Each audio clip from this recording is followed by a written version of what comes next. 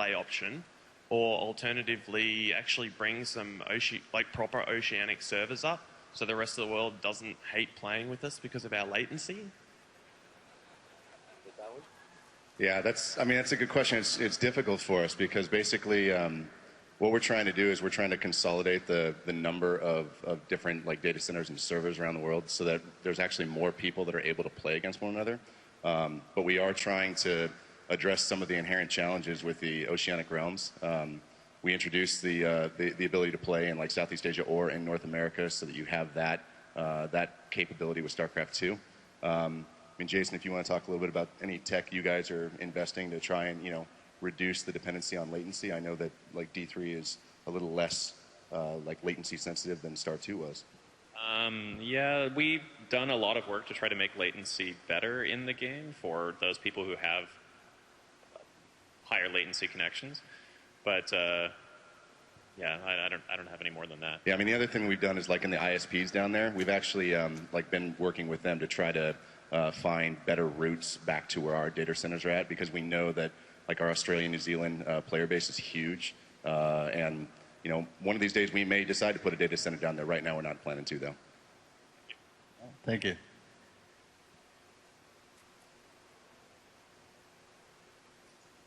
In D2, there were roughly 6 set quests you can do per act. In D3, are you going to have kind of that same feel, or because in D2 you can just kind of skip a lot of the side quests and go to the end? Is there going to be any more incentive to maybe do some side quests in D3? I can answer the first part there, that we don't have a set number of quests per act. It's more of a natural flow for each act and story according to what makes sense for the story. It's not as it doesn't have as much of a pattern as D2 did.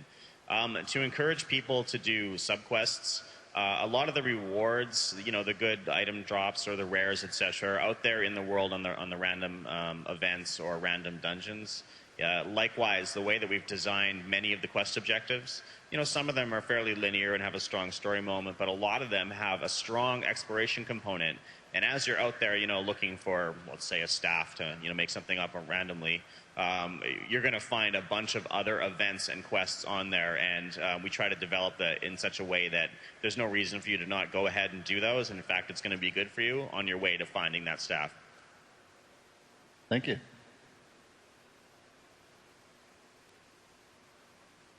Hi, I wanted to ask if there will be any guild or clan implementation, because while it's good that you don't need a big bunch of people to play in Diablo 3, but still it would be good to interact with friends, or at least a permanent chat room where we can hang out, maybe link loots to each other. And I think this social aspect is very important for the game. Yeah, you can applaud for guilds. Guilds are awesome. So the answer, guilds are awesome, but no, we're not supporting them. Sorry. Not at least for initial release, but we do see the value in them. We realize that Diablo's not a game where you're going to need a guild to do raids and things like that, but people still like to collect together and they still like to be social.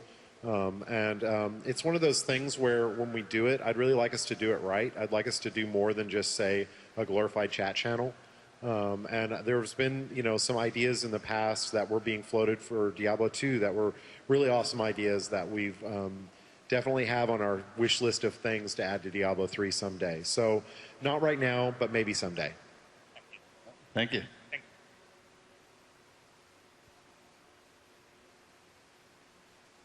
Hi. So in Diablo 2, pull up my question. All I played was hardcore, and the most horrible feeling was seeing your connection has been interrupted, and then logging back in and your character's dead.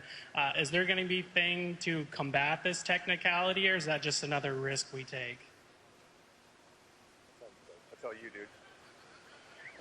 That's a risk you take playing hardcore. Jason, why are you killing everyone's hardcore characters? I'm sorry.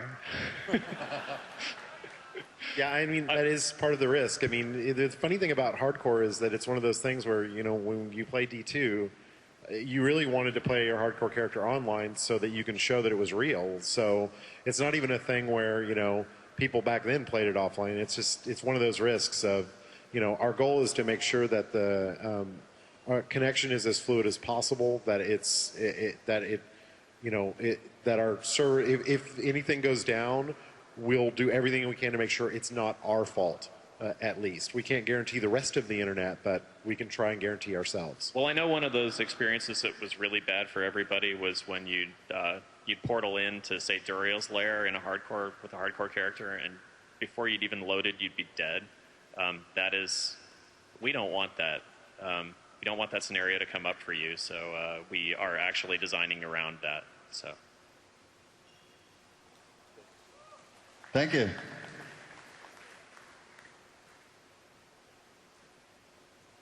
Hey, my question is about the real money auction house. You said in Diablo 2 that you said there were shady dealer third-party red sites, but you didn't really say if you were for or against them. I'm thinking about if you have the real money auction house and you have like a firm, like someone making a company just specializing in farming items and selling them on the real money auction house and thus like earning their actual keep.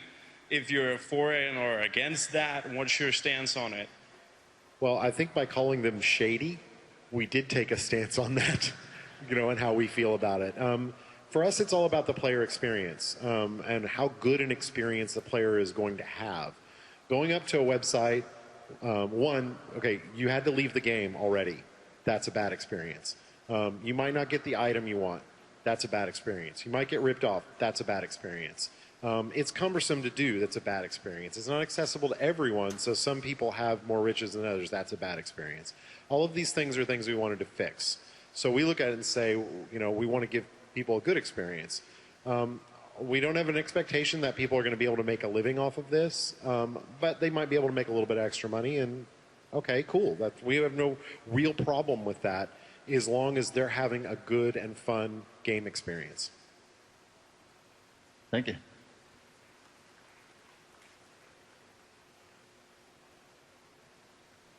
So my question was about the scaling of AI mechanics on bosses throughout the difficulties. So the Skeleton King does some sweeping strikes, but it's in one direction. He summons some skeletons. Maybe in Hell he summons skeletons that summon more skeletons, and you have to kill the hive. Or he does even more mechanics that make the whole fight extremely difficult. And also, can I have a hug, Jay Wilson? Can you have a hug? Yeah. Meet me after the panel. Not right now. Like right out? No, I'm not doing that. I tried, man. To your first question, we have a couple things that we've done, but it's not as much as we'd like to. We actually, we're in the process of tuning the higher difficulties right now, and that's one of the things that is on our list of let's look at the higher level bosses and see if there's tweaks and things that we can make to their AIs and their scripts to make them a little different throughout. Probably only focus on the real major bosses to do that, but yeah, we have kicked it around. I'm not going to promise we're going to do it, but we would like to. Thank you. Thank you.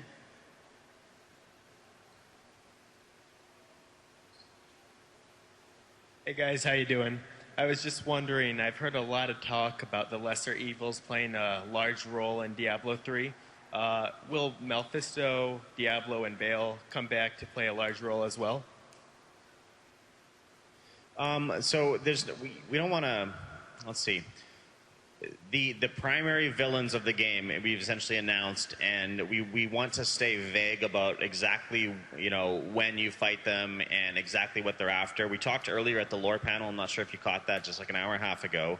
Leonard explained that there is an object called the Black Soul Stone. This is the key to defeating evil forever. And Azmodan knows about it before you do, and so does Belial, and they're ahead of you, so you're already paying catch-up at this point. The first mystery of the game, which is in the beta, is what is this thing that fell from the sky? And the beta ends very shortly before you answer that question, which is why that's how much content you have to play in there, because we don't want to spoil that. So suffice to say that there is a major shift in the structure of the world that happens during Diablo 3. Like some big things are coming, but not in a way that I can be specific as you want me to be to explain it, because it's going to be major stories. But certainly we answer a lot of questions about the primevals, we answer a lot of questions about the angels, and I think I can say that this game is sort of about the ascent of man. This is the moment where, more than any time in history, human beings come into their own and sort of find their place in the eternal conflicts. And you, the hero, are going to decide what that means for humanity. So it's a pretty cool story. I wish I could tell you guys more, but I really don't want you. I want you to experience it, in the flow of the game that we have. Thank you.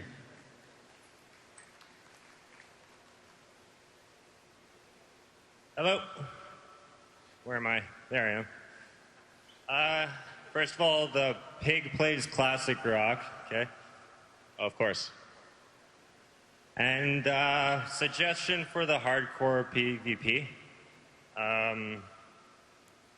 Basically, you could have a choice to play for your character, like if he loses, he won't die, or you could have them play for each other's gear. And my question is, what are you doing for the individuality of the characters? Like, there was a lot of Paladins with Shaco and Enigma in D2, and is that going to happen again? Yeah, absolutely. We're doing a ton of stuff for individuality. One of the big ones that we're really excited about is we've put in a whole dye system. I think we have 16 different colors, and pretty much almost everything you can wear can be dyed. Every class has at least 3 class-specific items they can wear, 2 of which actually affect the visual look, and then there's hundreds of, on top of just the normal kind of weapon and item art, there's hundreds of unique items that are each have kind of their own unique art, many of which are designed to be very memorable, kind of legendary and unique items, like your Wind Forces and your Ring of the Zodiac and Enigmas and things like that, although nothing as game-breaking as Enigma. And not to mention the banner system, which also is a great way for you to show off all of your progress through the game and your achievements to your friends, and you can customize that with different dyes and different banner emblems as well. All right. Thank you. Sweet. Thank you.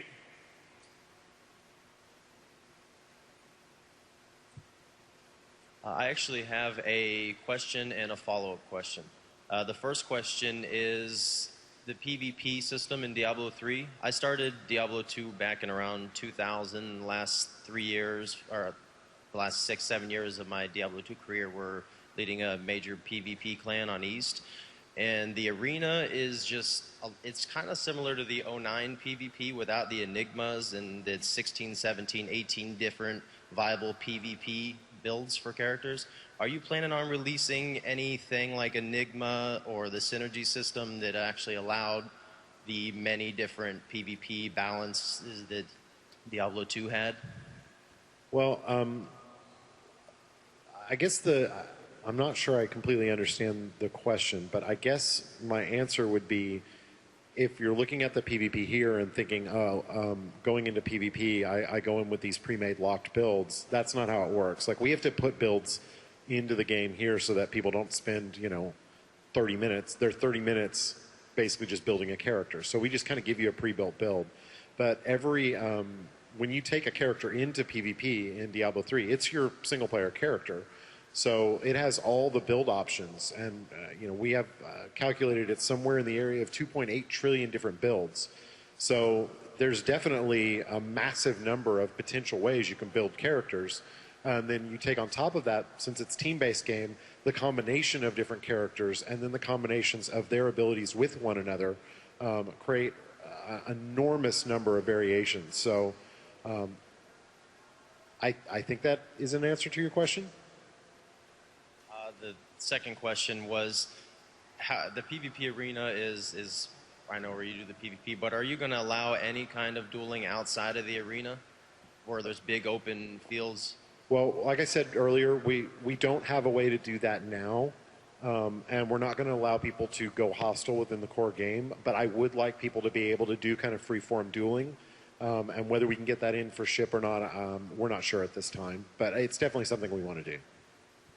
Thank you.